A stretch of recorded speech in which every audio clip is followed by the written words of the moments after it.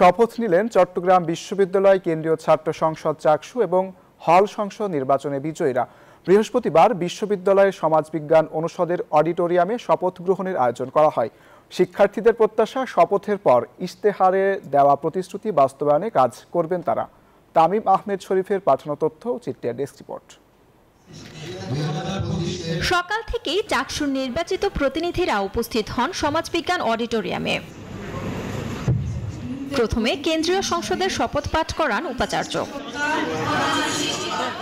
এরপর একে একে সব হল প্রভোস্ট তাদের প্রতিনিধিদের শপথপত্র পাঠ করান। অনুষ্ঠানে কেন্দ্রীয় সংসদের ২৬ জন সদস্য শপথ নেন। এছাড়া ১৪টি হল ও একটি হোস্টেল সংসদের মোট ২১০ জন প্রতিনিধি শপথ গ্রহণ করেন।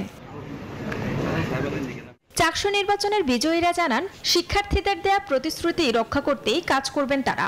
আমরা বলেছিলাম যে ১ বছরে আমরা ৩৩টি কাজের সমাধান আমরা করব।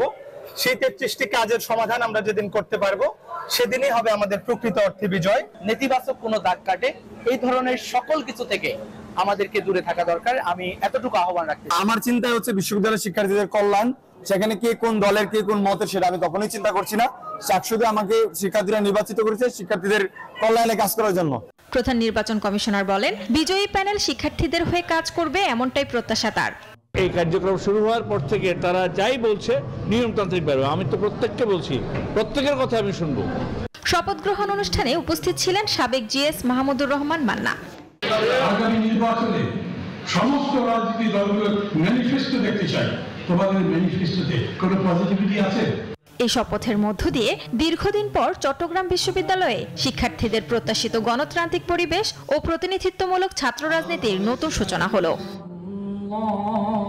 Desk report, news 24। বান্ডেল থাকলে প্রতি সেনমানিতে টাকা বাঁচবে। বিকাশ সেনমানি বান্ডেল কিনে জিতুন প্রতি লেনদেনে।